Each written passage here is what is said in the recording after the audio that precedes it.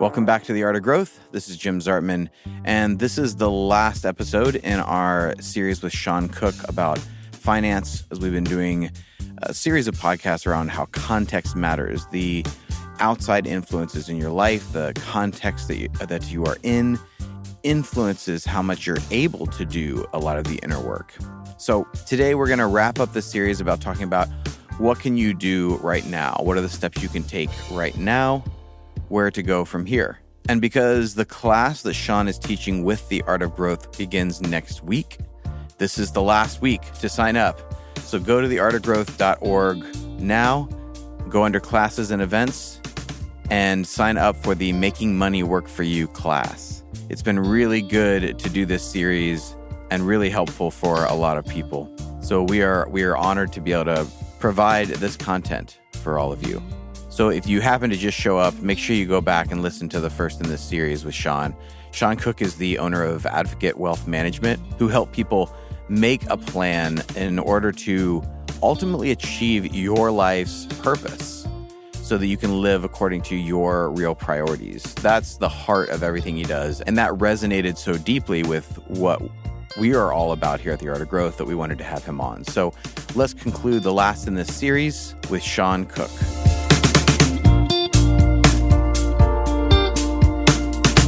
So we've been through a bit of this journey with 3 episodes so far on this area of finance.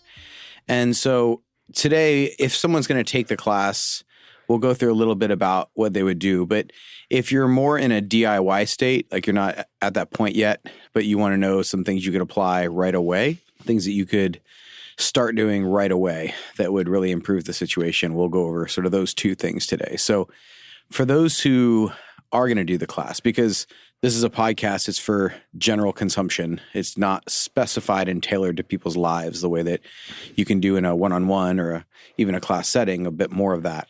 What are you going to take people through in that class?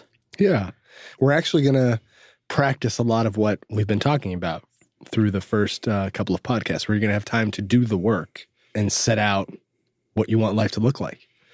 So some of the things that might scare you or be the what's possible conversation, or even just trying to get through the nitty gritty of get out of debt. So at least everyone should leave with the foundation layer set. They have somewhere to jump from, somewhere to go to. And then from there, doing some more education around what next steps could look like. Again, because it's not one-on-one, it won't be as specific as one-on-one at that stage, but it'll be, here are some general shoots you can go down from here to start moving the ball forward towards what you want life to look like. So, for example, part of it we'll be talking about the investment world. What's out there? What is a stock? What is a bond? What are mutual funds? What is a retirement account? All the questions that even people with those accounts may not know what those things are. Oh, yeah. So we'll talk about, a little bit of the minutia of what are they? How do you utilize them? What should you be focused on depending on what stage you're at? All the way from that to what should you be worried about from an asset protection standpoint? Depending on what you have going on in your life, here are some key areas you need to focus in on and make some next steps to kind of protect what you have going on in your life and where you're trying to move to. So we're going to get into a little bit more of the detail on what you need to do next, at least from a more general perspective, but a lot more detail on what's available.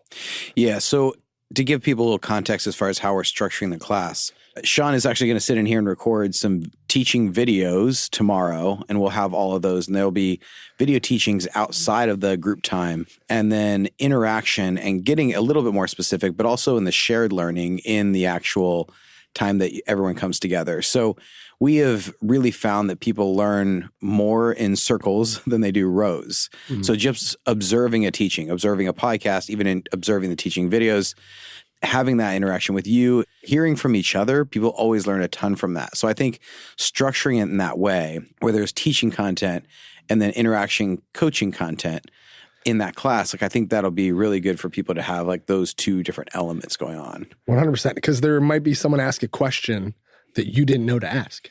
Sometimes when you don't know what you don't know what to ask to get there.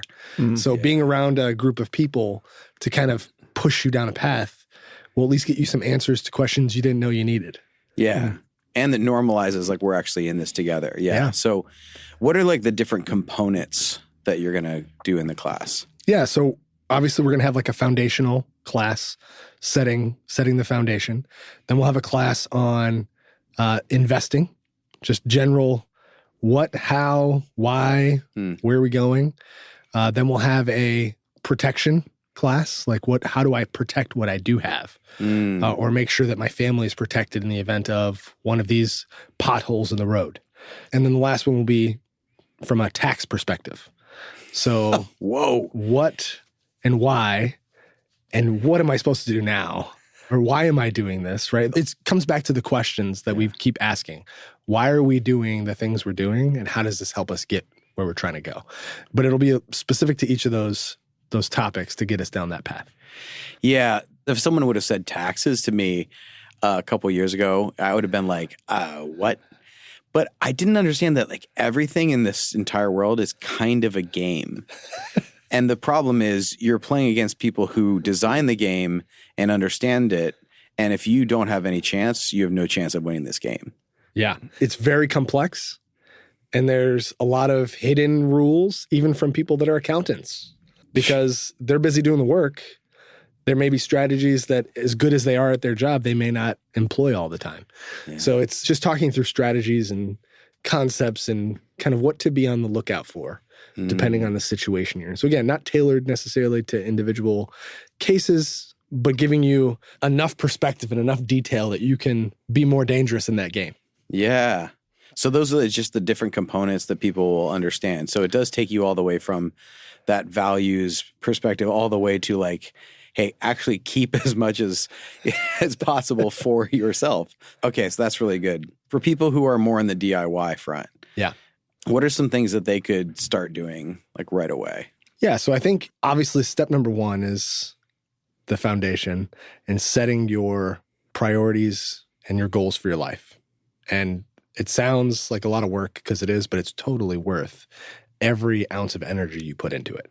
Once you've done that, going back and reprioritizing your budget is the next step. So using some type of software on the DIY side, you mentioned Mint in a previous episode, is a tool you can utilize. There are a bunch of other tools out there as well. Some banks even offer some type of tracking tool to kind of tell you how you're spending. But learning to categorize and understand what you're doing, now you can go back to your values and your priorities and see if it fits. Am I living the life I care about? That's got to be the next step. And from there, going through the emergency savings bucket, making a determination on how much do I need to have saved, or is that not the goal yet? Is the goal to pay down debt? So for everyone listening, there are lots of ways you can determine what you should focus on first. And what I would tell everyone is having 1 month of expenses saved is a big goal you should have set out, even while you're trying to pay down debt. Because what I have found is that a lot of people empty their savings to get out of debt, only to then need the credit card right after that. So it doesn't get them totally out of the cycle, versus having that savings buffer that if something does happen, you don't have to add credit debt. So it elongates the process slightly, but it doesn't get you back in that cycle. So I have found that to be helpful. So on the DIY side, like I said, priorities, craft a budget, and from there kind of determine next step, whether that's creating your emergency bucket and or paying down debt. Once you've made that determination, that's where complexity gets involved. Like I said before, kind of the key components there are investing. So I don't know where you're getting information, but what you need to do is at least subscribe somewhere to something. So example, right? I get a news update every morning at like 5:30 or 6 in the morning from Bloomberg. The 5 things I need to know for the day. I'm going to go look at a whole bunch of other stuff, a whole bunch of other research from a bunch of different places. But before I even roll out of bed, I have an article that's a couple-minute read that tells me what happened overnight, what I have to look forward to for the day, and what I should kind of have my eyes on as I move forward. That's just one little thing that you could set up, subscribe to some type of newsletter, some type of podcast, where you're starting to get some information to understand what's happening in the world. I think a lot of people just don't understand and don't build it into their kind of like day-to-day. Yeah. So that would be a next step from like an information perspective on where you're going to go. Okay. So then on the investment side, if you're DIYing, this is where it gets complicated. Yeah. Hopefully you have a retirement account Hopefully you have some type of excess savings once you've built up your emergency, where you're going to have, if you want to buy a new house, a new car, a building, a business, etc., you're going to need money that's not in a retirement account. If you have kids, another type of account you got to be concerned about is, how are you going to pay for college? How are you going to pay for a wedding? How are you going to pay for ... Elope. Fill in the blank, right? Yeah. So you got to start looking down the map, because again, when you're focused on the day-to-day, you miss all these things that are coming down the road. So when you start looking further, you realize what you have to start saving for, and you can start kind of creating these buckets. So really, it's creating those buckets based off your goals, based off of your specific life, and then creating investment buckets to start putting money into their specific needs and allocations and risk and all these big fun words that I can go into. But really, understanding it first would be an important step. Are there specific books you'd recommend, podcasts, YouTube channels, anything that you'd recommend that is somewhere that people could learn from some stuff? Or is that a dangerous... It's not dangerous. It's good to get information. But a lot of people have a methodology they follow. So what you're subscribing to is a methodology on what they believe. So you could read anything from, as we have talked about, someone that's on the more conservative side of what debt should look like, to someone that says, hey, using leverage is a positive thing if you can out earn it in the market. So there's a lot of middle ground there of no debt is the way you need to go, or using specific debt that's not credit card debt or consumer debt is a positive thing, because you can leverage your money to do other things. And that's why it's hard to give you a specific kind of thing to look for, because it really does kind of depend on what you want to ascribe to on that front. So having someone to talk to is more important, in my opinion, or someone's methodology, and you'll have to do get a little bit of a sprinkling from different individuals, or pick someone you trust. Yeah. So how do you even discover whether or not a financial advisor is trustworthy? Great question. So one of the things that you can do is, number one, have a conversation, find out their methodology on how they do their job. Do they focus on planning? Do they focus on investing? Do they manage the portfolio themselves? Does someone else manage the portfolios? What fees do they charge? How many times are they going to meet with you? So there's a lot of questions you can kind of get into and discuss. And sometimes they may tailor it to you and what you're looking for. But I think the other thing you can do is also ask for like a referral from a client, where you say, can I talk to a client of yours or two clients of yours, just to have an initial discussion on what your relationship has looked like? Because then you're talking to a non-professional. So at least you're going to get, even if it's skewed towards a client that they know likes them, sure, at least you'll get a non-professional's version of how they've been helped. Got it. Do you think it's important that that person is a fiduciary? I do. Yes. Personally, I think that's very important. It doesn't mean that they're going to stick to being a fiduciary. So being a fiduciary means you're doing everything in the best interest of the person you're meeting with. So from my perspective, that requires a lot of context, like we've talked about. You can be a fiduciary with siloed advice. You asked for X, I gave you X. I'm still a fiduciary in X. Is that really in your best interest in context of your life? Right. That's a good question. So being a fiduciary is very important, because what I have run across too often is people that are not a fiduciary can give what's called suitability-based advice. That's kind of what I'm talking about here, where you may say, I want an aggressive portfolio. And then I would say, great, here are all the funds that are aggressive. This one pays me X amount. This one pays me less. This one pays me the least. They all have their own performance. They all have their own track record. And I can pick the highest paying one of the funds because it's going to pay me more money, and sell it to you because it fits the suitability you asked for, not because it's in your best interest. So that's oftentimes comes down to commissioned accounts / suitability recommendations versus fiduciary / advisory portfolios. If that sounded like too much, I could re-explain it, but yes, it matters if they're a fiduciary. Essentially, it sounds to me like we're shooting at somebody that you have to have a conversation with this individual. Yes. Because you have to find out, do they actually ask me good questions? Are they seeking my best, my interests, and how much do they know of that before they start telling me what they think I need to be doing? Yeah, and are they bucketing you with everyone? So is the advice they're giving you the same advice they're giving everyone?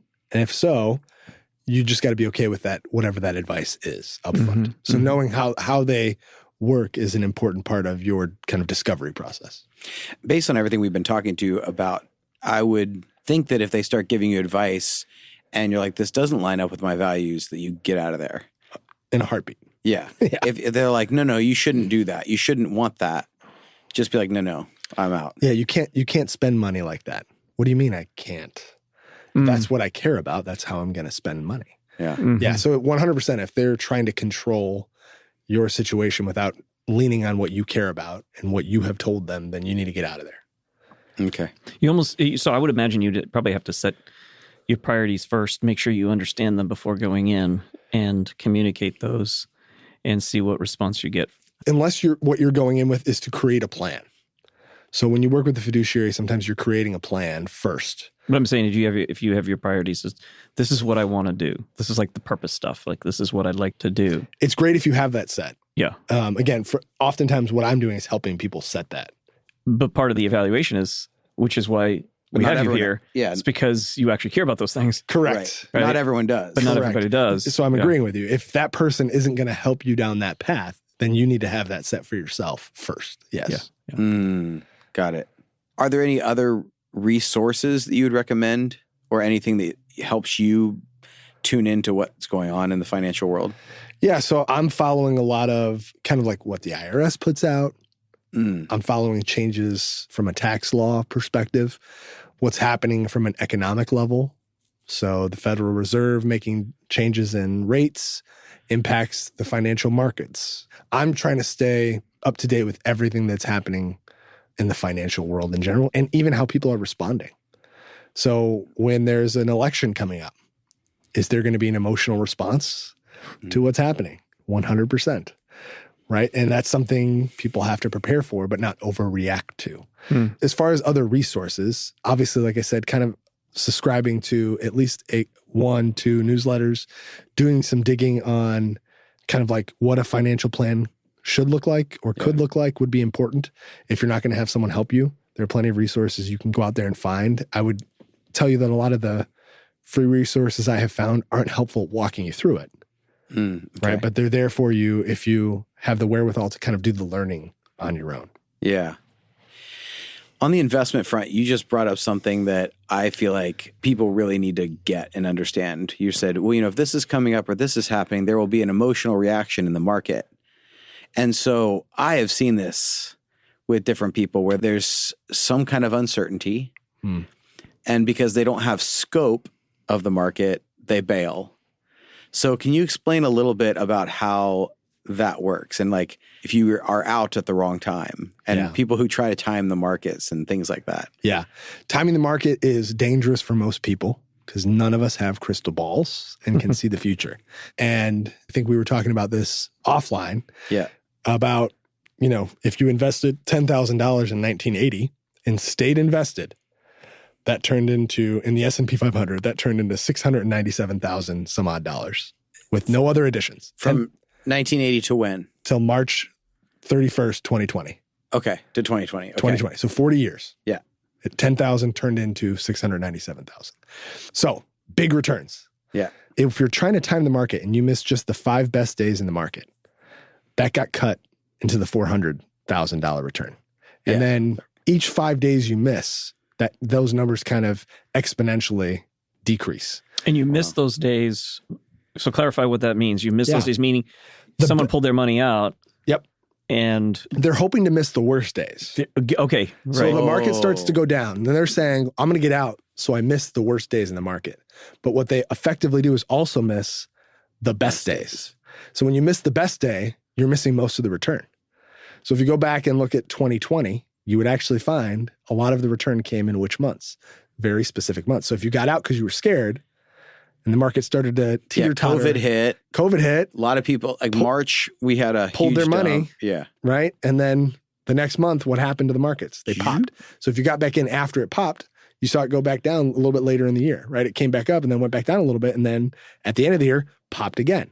So when you're trying to get out because you're acting with a little bit of fear from a short-term perspective, you're also risking missing the upside. It normally follows the downside. So when you do that, you miss out on the returns of the portfolio. And I think oftentimes people have this short-term view. If you're investing for retirement, how long does that money need to stay in there? So if you're 30 years old, how long is it going to stay invested? At least 60 years. You got to plan until you're 90. Yeah. So how quickly are you going to need to access that money? So when I'm saying 40 years in the market, those are numbers that are realistic for people that are working right now and that are going to retire at 65. You still need that money to last till you're 90. Right. So it's going to stay invested in some capacity for 60 years. So are you worried about these little ups and downs when you know that over the long term in the markets, how the markets have performed, at least in the past? So that's kind of the key to understanding the investment world is, again, nothing is guaranteed. Markets kind of have their own life and breath and moves up and down in different markets. But looking backwards, we can see the consistent upward swings over long time horizons. So that's why we use these time horizons as kind of the key to understanding your investment vehicle. If you're a short-term investor, right, and you're trying to get a turnaround in a specific amount of time, then we're having a different discussion.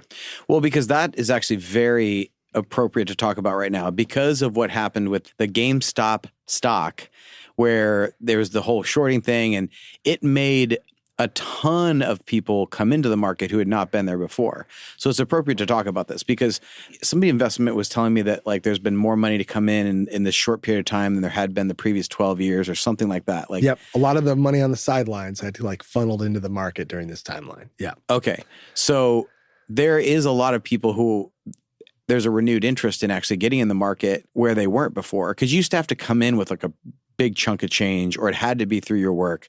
And now you can people doing it through apps or whatever else. So there's a surge of investment, but people are trying to do this quick turnaround. I know some people that tried to do it with Bitcoin or with certain kinds of stocks, and they just went psh, and then they lost a bunch because Bitcoin's been, at least recently, who knows, how this will age a year from now because markets are unpredictable. But at the moment, it's been a big downturn. So like just address some of what's going on in that world right now. I think the key terminology is understanding the difference between speculating and investing. Yeah. Right? Warren Buffett would tell you, if you invest in a company, that means you're willing to not know the price of it for a year. So when you buy something, he would say, buy this company, and a year from now, I'd be comfortable not knowing what the price did for a year. That's investing. Yeah. A lot of people that are kind of doing the retail investing that you're talking about, whether that's cryptocurrencies or stocks or whatever, they're trying to make a quick profit turn. Right. You're speculating, which is more like gambling. So you have a different mentality, you have a different philosophy, and you're not looking to invest in something that's going to pay a dividend, that's going to grow over time, that you're looking at the balance sheet and what it's doing from a return perspective. You're more saying like, I think emotionally or from a momentum perspective, it's going to pop and then I'll get out. Yeah. So and if you do, you pay more tax on it if you don't hold it for more than a year. Short term, and that's where everything goes back to taxes. I know. So I'm like, this tax thing actually does matter. Because there's a thing as short-term capital gains and long-term capital gains, right? And you pay a different tax bracket depending on which one you have. So when you don't hold it for a year, you pay more taxes. Right. Yeah. Yeah. Because I think there is a lot of that with the financial world is gambling. And even the people who like bail out when it seems like it's taken a slump, and there is that more kind of that emotional reaction, and they might miss some of the best days. Like that's also kind of like gambling in a sense. It is. There's risk either side. So what you have to remember is we're always dealing with inflation. What it costs to go to McDonald's 5 years ago and what it costs to go to McDonald's today are two totally different animals. Huh. Okay. So the cost of things is going to go up. My dollar is going to be worth more or less in 5 years. It's going to be worth less because the cost of everything went up, but my dollar stayed $1. Right. And if a savings account can't give me a good return, which right now they're very low. So if that can't give me a good return, how do I keep pace with inflation? And right now, the reason the markets have been what they have kind of turned into what they're looking like right now is because inflation's at an all-time high. So the cost of goods is up almost 9% from last year. Sheesh. So your dollar is worth 9% less than it was a year ago. Sheesh. And that's in kind of like aggregate. But in specific dollars, like if you were buying a new house, it's much more than that. So it all depends on what you're buying and when you're buying it. And there's a risk on that side is what I'm saying. Whether you're uninvested in cash, you're actually taking a risk of how much that dollar will be worth when you reinvest. Versus staying invested, you're taking a risk that the market will go up or down from that time frame. Yeah. So there's risk on both sides. It's just, what are you comfortable with, and what is the time horizon of that investment? Yeah. I don't know if we're getting into the weeds or not here, but this is stuff that I'm seeing a lot of, like people talking about it, and it's becoming actually even more mainstream to talk about. So I think I was like, is this too much in the weeds? But like, this is really happening with a lot of people and subreddits and a lot of people. a lot of people. And that's the retail investor swoon, right? Where a lot of people that were not doing their own things were like, oh, I can open up my own free account and trade my own account and manage my own stuff. Great, let's try it. Yeah. And again, it goes back to where they're getting advice from. Yep. So what you're talking about is there's these Reddit streams and blogs and family, friends. Hey, you need to do this. You should do that. And sometimes you need to check your sources and their sources and see where they're getting information. Because that has led to some heartache where people got into some of those meme stocks after they had gone up and then were only there to experience the down. So that's part of understanding the market that some people don't have the context to do on their own. Yeah. I think that's the hard part, is knowing which trends to follow when, because being a late adopter doesn't usually pan out the same way being an early adopter does. Right. This has a lot to do with back to the purpose. Yeah. And what are you trying to do with your life? If you're not going to be doing work in the financial world, that is not your space, then you probably want to trust somebody who does. Mm-hmm. And instead of dabbling in that space, like doing something you don't really love, but it's a momentary, like, this is a quick hit, I can make a quick buck here. Yeah. It's never the approach to make decision-wise for anything in life. It's not about making taking forever to make a decision. It's about, how do you go through that process? You can go through that process fairly quickly, or you can go through it very slowly, but it's about asking the right questions, having enough self-awareness. What's happening in me right now? So back to the Enneagram, back to the work that we've been doing. Why am I having this response right now? And so, there's a quick opportunity, or this fear that's motivating me right now. Oh, there's a quick opportunity to maybe make some money and then be able to do something I really want. Okay, that's what's happening internally. So a bit of self-awareness, and then having conversations with people that you respect, people that you know, the fruit of their lives, it's good, it's solid, financially, relationally, whatever it is. And most of those people will tell you, don't make impulse buys. Don't do that. Stay in the investment and stay long-term. And so there's a process by which we have to go through making those decisions. And I wonder if we could maybe make that a little bit more granular for folks, is what is the process for making good decisions, particularly around finances? Yeah, I think the process comes back to understanding what's at stake, what am I risking, one way or the other, understanding how much flexibility I have with that risk and how much flexibility I have with your needs at that time. And then the other part is not getting so wrapped up in the moment that you miss the big picture. And I think that's the thing that gets most people, is they miss the big picture because they get so caught up in that moment.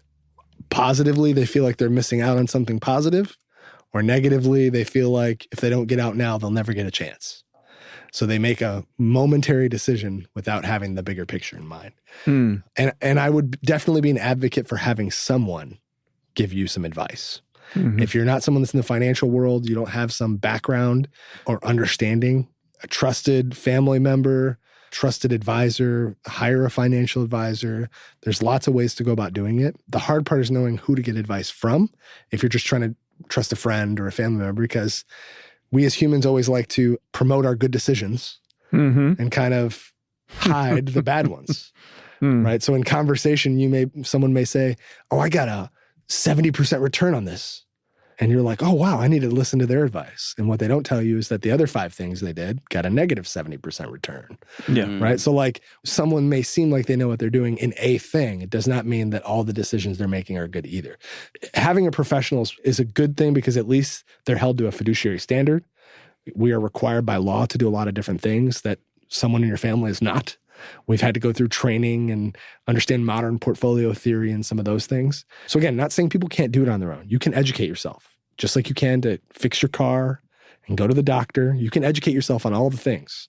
What do you have time for? What are you passionate about? And what is worth your purpose and priority in life? So if that's how you want to fulfill part of your time, people can do it on their own and have been very successful doing it. And other people, not so much. Yeah. So having a trusted advisor, I think, is a key component of it. Yeah, that's great. That's really good. Yeah. What if we're going to wrap up the podcast portion of this experience for the Art of Growth people, from the heart all the way up to the practical? Like, what is that thing, that through theme that you see and that you would want for people? I would want them to have a connected, comprehensive plan or strategy instead of a siloed, one-off approach to how they deal with life and their finances. And this really does come back to life planning. It is much bigger than the finance. The finances is execution. That's how you execute the plan. It is not the core of the plan. The plan is, what are we doing? Why are we doing it? Great. We've set that. Now, how do we get there? And executing it all together, I think, makes a huge difference in the success rate that I've seen, the confidence level of how you can handle markets being up or down, the confidence of the decisions you're making and how you're spending your money. I think that makes a huge difference, is just connecting everything into one comprehensive strategy for your life and letting each piece come from that core plan, put you in a different position. So thank you for joining us. Go to theartofgrowth.org right now under classes and events and sign up for Making Money Work for You, which starts next week. After this, we have a couple more episodes, and then we're taking a small break to prepare for this incredible series we've been doing, a panel season on stances that has been blowing our mind. We are learning so much from it and think it's going to be hugely helpful. So make sure you are subscribed to the podcast so you don't miss any of that when we drop that season. And we're actually going to drop it in a way that you can actually binge it, because I think it's going to be the most helpful way to learn that, is by kind of being able to consume all of it in a relatively short time period. So we are working hard at that, and we have had just incredible panelists, and I'm so excited for it. You can also follow us on Instagram at Art of Growth, and if you leave a review on iTunes for the show, it really helps. The algorithm helps people find the show. But for now, my friends, may you continue to take the small steps that make a huge difference. May you remember that transformation usually does not come in large leaps, but tiny tweaks. And may you take the action that ultimately frees you to live according to your priorities and your purpose. Grace and growth, my friends.